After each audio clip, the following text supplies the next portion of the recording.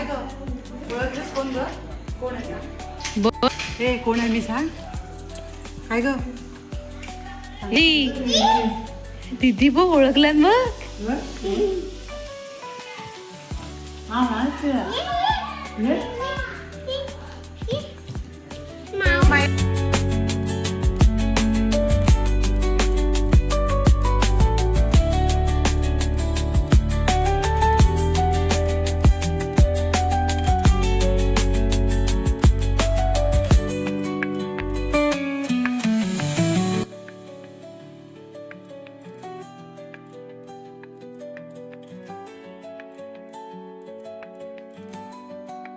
Hello everyone, मी पल्लवी आणि तुमचं सर्वांचं माझ्या चॅनलमध्ये खूप खूप मनापासून स्वागत आहे.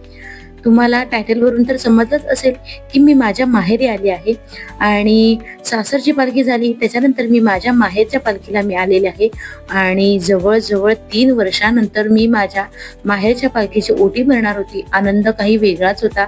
व्हिडिओ संपूर्ण पहा, कुठेही स्किप न करता. आणि सासरची पालखीचा शिमगा बघितलात, आता माहेरी कसा शिमगा करतात तो बघायचा आहे. त्याच्या मी घरी लेट आले होते आणि माझ्या बहिणीची मुलगी छोटी श्रावी, तर तिला खूप आनंद झाला होता की तिची दिदी तिच्यासोबत खेळायला कोणतरी तिला मिळालं आहे आणि तिला सुद्धा खूप छान वाटत होतं. ती सगळं असं दाखवत होती फिरून फिरून. आणि आमच्या इथे ना शिमग्याला पालखी झाल्यानंतर रात्री पालखी नाचवतात, तोही व्हिडिओ मी वेगळा अपलोड करणार आहे. अगदी आवर्जून पहा.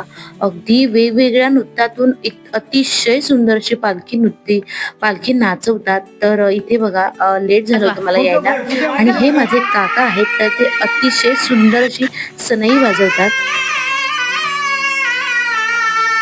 छान असं आईच्या हातचं जेवण खरंच कितीही आपल्या हाताने बनवात, पण ज्या आईच्या हातची टेस्ट आहे ना, तर ती खूपच छान समाधान देऊन जाते. तर सासरची पालखी काल झाली आणि मी लगेच माहेरच्या पालखीला इकडे माहेरी आलेली आहे. खूप छान वाटते. खूप दिवसानंतर मी माहेरी आलेली आहे आणि या दोघींची अशी मस्ती चालू झाली आहे. या पुढचे ब्लॉग नक्की पहा. सासरच्या पालखीचे ब्लॉग तुम्ही पाहिले आहेत, तर माहेरची कशी येते पालखी ते तुम्हाला बघायला मिळेल. आणि या दोघींची मस्ती चाललेली आहे, त्यामुळे काहीच ऐकायला येत नाही आहे. त्याच्यानंतर हा सकाळ सकाळचं दृश्य आहे. म्हणजे सकाळी 7 वाजले होते आणि माझे काका काजू कापत होते. आमच्याकडे कोकणामध्ये ना सकाळ ही अशीच होते. म्हणजेच काहीही सण, कोणताही सण असो ना, आमच्याकडे काजूच्या भाजीशिवाय सण पूर्णच होत नाही. आणि आता तर काजूचा सीझन आहे, आमच्या स्वतःच्या काजू आहेत, तर एवढं छान वाटतं ना. आमची सकाळ ही काजू कापण्यापासूनच होते. तर सुंदर अशी सकाळ झालेली आहे आणि आज आमच्या घरी म्हणजे माझ्या माहेरी पालखी येणार होती, तर तिचीच तयारी आज चालू होती.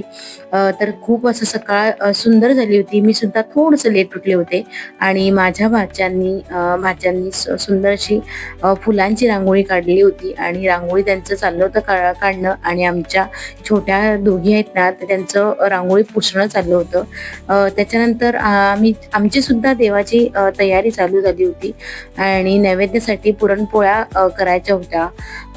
कसं आहे ना, कुठेही जा जेवण काय अजिबात सुटत नाही. म्हटलं चला थोडीशी आईला सुद्धा मदत करावी आणि ती मी पुरणपोळ्या करायला घेतला होता आणि पुरण तयार करायला घेतलं होतं. आणि त्याच्यानंतर डायरेक्ट कॅमेरा चालू केला. पालखी घरी आल्यानंतर आम्ही तयार झालो आणि पालखीची वाट पाहत होतो. आणि या सगळ्या माझ्या वहिन्या आहेत. जसं माझं सासर आहे ना माणसाने अगदी भरभरून आहे ना, तसंच माझं माहेर सुद्धा माणसाने अगदी भरभरून भरलेलं आहे. आणि ह्या सगळ्या माझ्या वहिनी आहेत. पालखी आलीच आहे.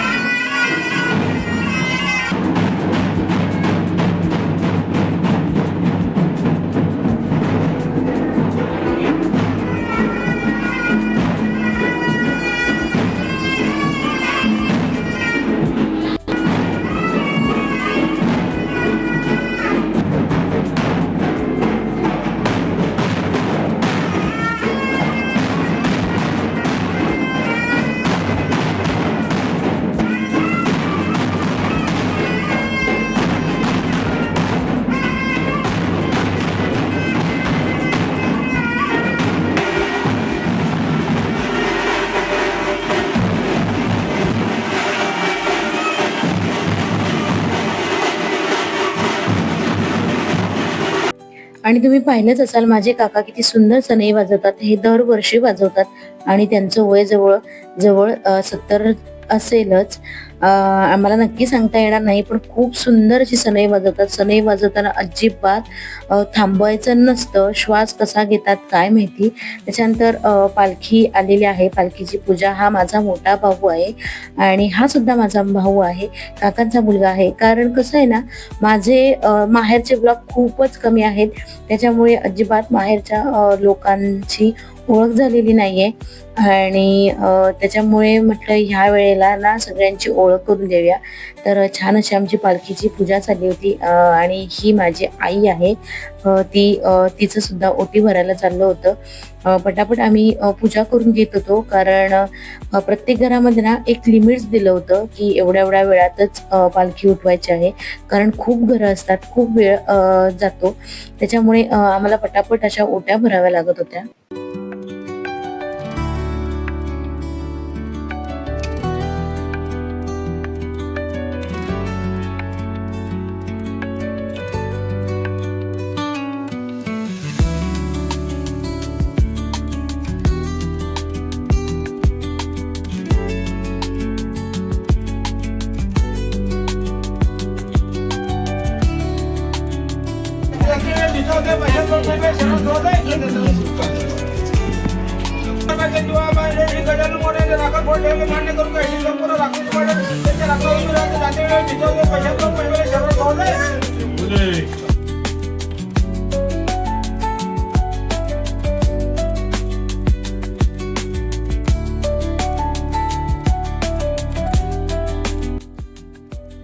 जवळजवळ 3 वर्षानंतर मी ओटी भरली होती आणि आता पुन्हा वर्षभर वाट पाहावी लागणार आहे.